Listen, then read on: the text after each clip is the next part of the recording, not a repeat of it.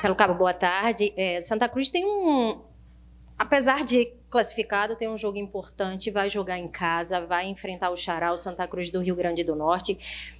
Eu vou fazer duas perguntas em uma, né? Primeiro, a gente viu uma queda de rendimento do Santa Cruz nesse retorno, né, dessa primeira fase. São 2 jogos agora que o Santa Cruz não vence. Aqui que o Marcelo Cabo acaba atribuindo esse resultado e como agora também trabalhar esse elenco, essa motivação agora, já que o primeiro objetivo, que foi o da classificação, já foi alcançado. Então, trabalhar a cabeça desses jogadores para essa permanência aí na liderança que vale muito para um mata-mata. Boa tarde a todos. Reputo que seja uma oscilação previsível e esperado dentro de uma competição longa, né? Nenhuma equipe consegue ser estável dentro de uma competição longa, como é uma competição de cenário de campeonato brasileiro. E a gente está muito atento que em um certo momento isso iria acontecer, porque a gente fez um primeiro turno fora da régua. Então, às vezes você acaba pagando pelo seu próprio sucesso, né? Pagando entre aspas, né? Porque você tem um primeiro turno de excelência, né? Como a gente teve, os números podem dizer por si só, com mais de 80% de aproveitamento, e o segundo turno a gente começa num volume como a gente não começou o primeiro turno. Então, essa oscilação que sempre acontece, todos os campeonatos que eu já disputei, ela veio agora, no início do segundo turno. E é um momento que a gente dá para recalcular a rota rápido, né? Eu não digo nem recalcular a rota, a gente passar por essa nuvem, né? Porque você recalcula a rota quando tem tempestade. E aqui dentro não tem tempestade. É uma nuvem que a gente acabou encontrando, que a gente vai ter que desviar e voltar ao sentido que a gente estava no início do campeonato. Então, mas a gente está bem atento a isso. Apesar da gente ter essa instabilidade dentro da competição, a gente classificou com 3 rodadas de antecedência, a gente é líder da competição e vamos buscar fazer um jogo dentro de casa para que a gente possa manter essa liderança e realmente voltar buscar ter aquela trajetória que nós tivemos no primeiro turno da competição. Sim, isso aí já está sendo, sabe, trabalhado desde o início do trabalho. A gente sempre busca antever, busca antecipar um cenário que possa acontecer. Então, a gente coloca esse cenário, né? Se acontecer isso, a gente vai por esse caminho. Se acontecer isso, a gente vai por aquele caminho. Então, assim, a questão com o grupo é uma questão assim que está muito controlada. O grupo entende que foi uma instabilidade que a gente viveu. Apesar da instabilidade, a gente tem uma performance muito boa dentro do campeonato. Eles têm consciência que a gente precisa voltar a ter uma sequência de vitória. Eu acho que a gente vai buscar nesses 3 últimos jogos os 9 pontos que a gente tem direito. Então, a questão do grupo está muito bem controlada, o grupo está consciente. A gente tem feito trabalho internamente, não só eu, como departamento de futebol, entendendo que a gente precisa ir muito bem nesses 3 jogos e já está muito bem preparado para que a gente possa entrar no mata-mata muito forte. E talvez esse cenário, né, dessa instabilidade no início do segundo turno, a gente de tudo, né, até do momento difícil, a gente tira benefícios. Então, são alguns benefícios que a gente vai tirar, como, por exemplo, você pegar uma equipe como o América fora de casa e fazer um jogo não muito plástico, mas sim competitivo e trazer um ponto. Isso é um cenário que a gente deve encontrar no mata-mata. Ter uma diversidade dentro de casa diante do Central foram cenários que a gente não tinha vivido ainda dentro da competição. Isso tudo faz a gente começar a entender, contextualizar o que a gente precisa melhorar, o que a gente precisa entender para a sequência da competição.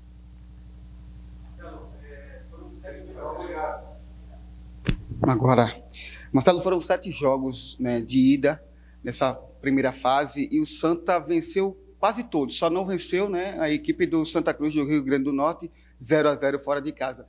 Que cuidados o Santa tem que ter agora no jogo, né, diante da sua torcida? diante do Santa Cruz, muito cuidado. A última partida do Santa Cruz, ele fez uma boa partida diante do Central. O Central fez um gol de falta aos 44 do segundo tempo, onde ele venceu a partida. Então eles vêm de um bom jogo fora de casa, ele já tem vitória fora de casa. É uma equipe que a gente precisa ter todos os cuidados, como a gente tem diante de todas as equipes que a gente pega, mas eles já analisando o que a gente precisava analisar, o último jogo diante do Central, o jogo que eles venceram fora de casa. E só que assim, o Santa Cruz dentro de casa tem sua maneira de jogar e uma maneira de ter um jogo de imposição, um jogo de buscando resultado, um jogo de ter um jogo como mandante, e a gente ter, né, o aproveitamento que a gente tem dentro de casa com apenas um tropeço, uma derrota e bons jogos e boas vitórias dentro de casa. É isso que a gente pretende retomar depois do jogo do Central, para que a gente possa ter uma performance muito boa dentro de casa e que a gente volte a vencer e mantenha essa liderança da competição, que é muito importante para nós na trajetória da competição. Marcelo, boa tarde. É João Batista, do canal Santa Cruz PE Eternamor. Marcelo, o Santa Cruz é um clube gigante, mas está na Série D. O que você diria ao torcedor que teme que o time repita os erros do passado e não consiga o tão sonhado acesso? Eu já posso contextualizar a sua pergunta dizendo que a gente aprende com os erros do passado, né? Apesar de eu não ter estado aqui num passado recente, como foi a última Série D, onde o clube não conseguiu se classificar na fase de grupos, onde outras competições que foram bem também na primeira fase e não conseguiu o objetivo. Claro que a gente procura se informar, procura entender o que aconteceu, para que seja um aprendizado mesmo para a gente que não estávamos aqui no momento, e a gente entende, mas passou. A gente não pode pagar uma conta que não é nossa. Essa conta é de quem passou por aqui e não conseguiu o êxito. Mas a gente agora está bastante atento, né, para que a gente termine essa fase de grupo buscando esses 9 pontos e a gente chegue o mais preparado possível para a gente buscar o nosso objetivo passo a passo. Não adianta eu pensar na segunda fase do mata-mata se eu não passei da primeira. Então, eu não quero falar de segunda fase de mata-mata. Eu quero falar dos 3 últimos jogos e já preparando a equipe para o primeiro mata-mata. A gente fala muito dos 3 mata-mata, mas para eu poder ter os 3 mata-mata, eu tenho que passar do primeiro. E primeiro eu preciso entender quem eu vou pegar, qual vai ser a nossa logística, qual vai ser o adversário. Então, não adianta eu falar de segundo mata-mata, terceiro mata-mata, de semifinal, se eu já tenho só o direito de jogar o primeiro mata-mata que nós conquistamos. Então, vamos focar nesses 3 últimos jogos, que é muito importante. Ser primeiro colocado é muito importante, e ser primeiro colocado no geral é importante, ou ficar entre os 4 primeiros geral, para que pelo menos a gente decida até o último mata-mata de classificação em casa. Se a gente vai buscar a primeira colocação para decidir tudo em casa, ou pelo menos ficar entre os 4 primeiros para a gente decidir os 3 mata-matas, o segundo jogo em casa. Marcelo, boa tarde, prazer em revê-lo. Você falou agora há pouco em tempestade, né? No time não tem tempestade no seu elenco em relação à matemática da classificação, que já veio, e do futuro do Santa na Série D. Mas do lado de fora do extracampo tem uma tempestade, que é a crise financeira do Santa, com a questão de salários atrasados, a SAF que estava prevista, pelo menos era uma intenção de ela já iniciar em agosto, segundo semestre, não iniciou, tem um imbróglio em relação à SAF, e todos vocês, inclusive você, quando chegou aqui, todos nós perguntávamos aos jogadores o que trouxe eles aqui ao Santa Cruz. E inclusive eu lembro que eu perguntei a você, e todos vocês falaram em projeto, o projeto do Santa, o projeto da SAF, e esse projeto ainda não chegou. E até que ponto isso pode atrapalhar o andamento do elenco, do Santa Cruz na Série D, em relação a essa crise financeira, a questão de salário? Já sei que a diretoria já se pronunciou em relação à parte do pagamento, mas o Thiago Galhardo, inclusive, se pronunciou. Até que ponto o elenco está blindado em relação a isso? Obrigado. Boa tarde. Primeiro, a palavra crise, ela não cabe no interno do Santa Cruz nesse momento. Não existe crise, tá? Não existe crise financeira. Foi um recálculo que teve que fazer para a sequência. A gente está muito bem respaldado pela nossa diretoria, a gente está sendo nosso presidente, junto com o corpo diretivo, esteve pelo menos reunido com a gente 2 vezes na última semana, sendo bem claro, bem objetivo. A gente vê um movimento muito grande da diretoria para que possa sanar isso o mais rápido possível. Existe sim a pendência, mas é uma pendência que não impacta nada ao grupo de trabalho. Independente da gente estar com 1 dia de atraso ou 3 meses de atraso, que não é o caso, nós vamos ter a mesma entrega como tivemos diante do América fora de casa, o mesmo empenho nos treinamentos. A gente vai cumprir tudo aquilo que a gente acordou até o final da Série C, porque a gente não joga só pelo contrato. O contrato é importante. A gente joga por uma torcida apaixonada por um projeto que você mesmo falou que nos foi apresentado. Então, assim, internamente não tem tempestade, internamente não tem crise, está tudo muito bem alinhado entre diretoria, comissão técnica e jogadores. Nós estamos muito... A diretoria, ela tem o voto de confiança meu do treinador, a diretoria tem o voto de confiança dos jogadores, nosso presidente tem nosso voto de confiança e todos aqueles hoje que gerem o Santa Cruz, na questão Santa Cruz, comissão técnica e jogadores. Todos nós temos a consciência e nós não vamos deixar de empenhar nem uma gota de sangue a menos do que a gente empenhou até agora nessa trajetória. Né? A gente tem muita convicção que tudo isso vai ser sanado em um curto espaço de tempo, e logo vocês vão ficar sabendo, porque a diretoria tem nossa confiança, o presidente tem nossa confiança. E a gente acredita sim no projeto que nos foi apresentado. A gente acredita naquilo que foi nos falado, porque são pessoas sérias que sentaram com a gente, são pessoas sérias que passaram o projeto. Percurso, trajetória de percurso, ter qualquer ruído é normal no futebol. A gente teve aí esse percalço, eu posso intitular como percalço, correto? Esse momento aí, que até então nunca tinha havido essa questão de salário aqui dentro, mas é uma coisa que a gente está muito confiante, muito convicto que vai tudo ser resolvido, e o foco do Marcelo Cabo e dos seus comandados é única e exclusivamente dentro do campo, para que a gente possa fazer um grande jogo no domingo e entregar essa vitória importante para a nossa trajetória ao nosso torcedor. O que eu peço ao nosso torcedor, que eles nos incentivem e nos impulsionem nos 90 minutos, durante o jogo, né? E ali estejam, joguem com a gente, porque eles fazem a diferença.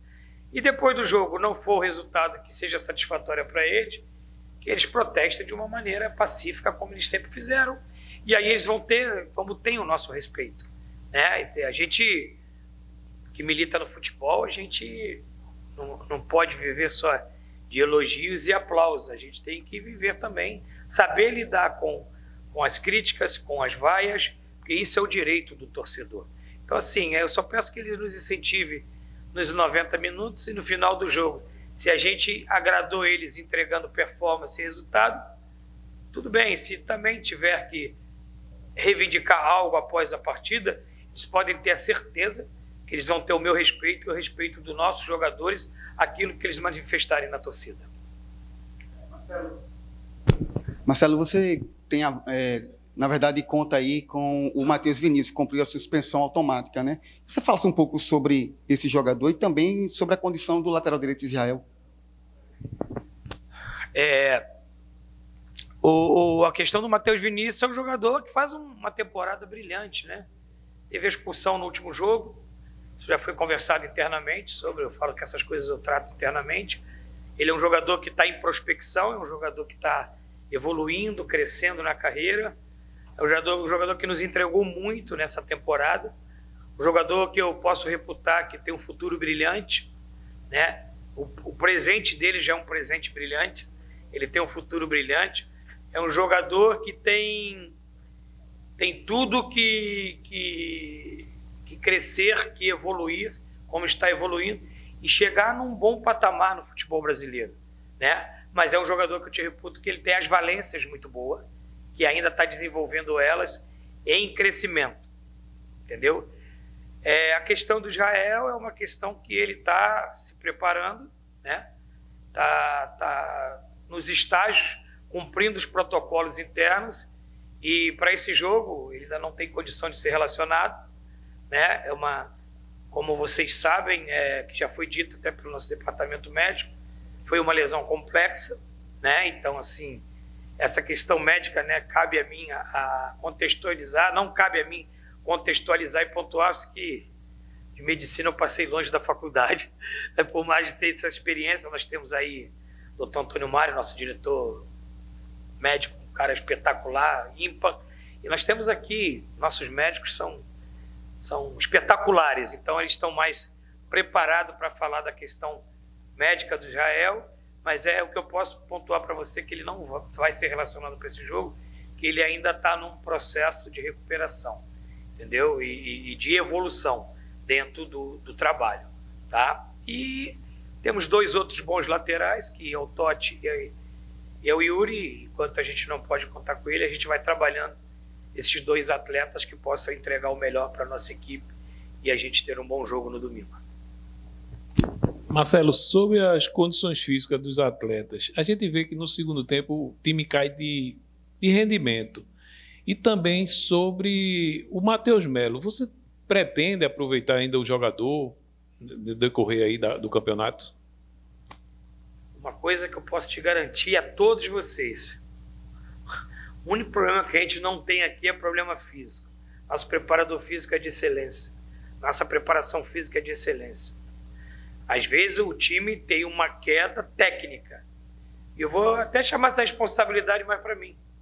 Ela pode ter uma queda tática, ela pode ter uma queda técnica, mas uma coisa, meu querido, eu te garanto, que a nossa queda não é física. Nosso time é muito bem preparado fisicamente. Muito bem preparado fisicamente. Haja vista que a gente jogou um jogo contra o Central com -1, aos 23 minutos do segundo tempo.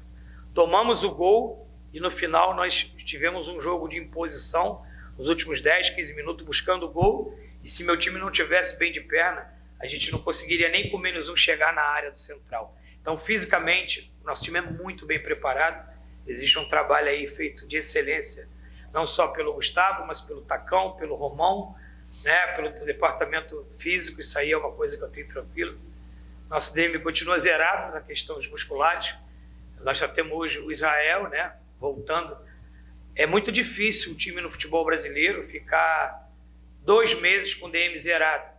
Eu até brinco com o meu DM. Vocês estão jogando tranca todo dia? Porque não tem tratamento, tem manutenção. Então, essa é a parte física, isso é uma coisa que menos me preocupa dentro do Santa Cruz. Matheus Melo é um jogador que ficou muito tempo inativo, né? Quando eu cheguei, ele já estava inativo há um bom tempo, ficou um bom tempo inativo comigo. É um jogador que está crescendo nos treinamentos, está evoluindo. É um jogador que teve a oportunidade de fazer 50 minutos de um jogo treino, que eu te digo, um campo mais aberto, né?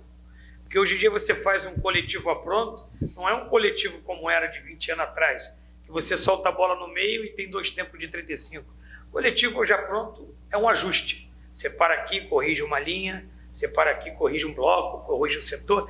Então não é, como a gente diz, um campo aberto, onde o jogador tem 45 minutos ali de um volume muito grande. E por isso que às vezes a gente faz esse jogo treino para jogadores que têm poucas minutagens. Mas ele é um jogador que está evoluindo, está crescendo. E a gente, assim, que entender que é o momento da gente lançá-lo durante o jogo ou para iniciar uma partida, a gente vai optar por ele, que é um jogador que tem se entregado bastante no treinamento do dia a dia, está com a cabeça boa, está focado, está treinando, vai ser pai, está feliz. E assim, quando a gente entender que é o momento, a gente vai lançar ele, porque é um jogador que tem muita qualidade técnica e pode nos ajudar na nossa trajetória. Marcelo, deixa eu voltar a essa questão das laterais, você falou agora há pouco. Você já tem definido as 2 laterais? Você pretende fazer rodízio? Que você falou agora, estou trabalhando com os 2 atletas. No caso da direita, né, você tem o Yuri, você tem o Totti, na esquerda você tem o Natan, tem o Rodrigues. Isso já está definido ou eles realmente vão trabalhar nessa questão de rodízio para você? Boa pergunta.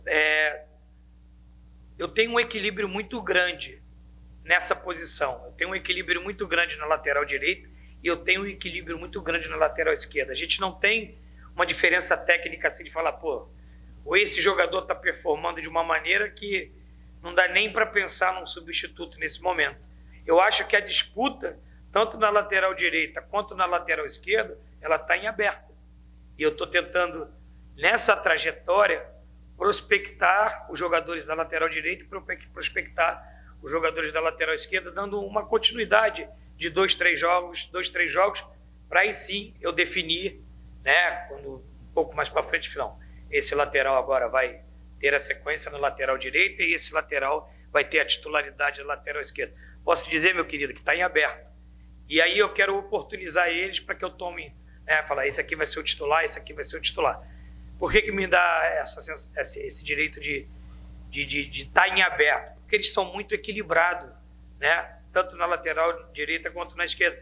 Um tem uma valência melhor para atacar, outro tem para defender, outro tem na bola aérea, outro tem na construção do jogo. São valências, mas se você pegar no cômputo geral, eles são muito equilibrados. E posso dizer para você que eu estou num momento de observação na lateral direita e na lateral esquerda, porque quando eu coloco no jogo, eles me entregam bem parecido.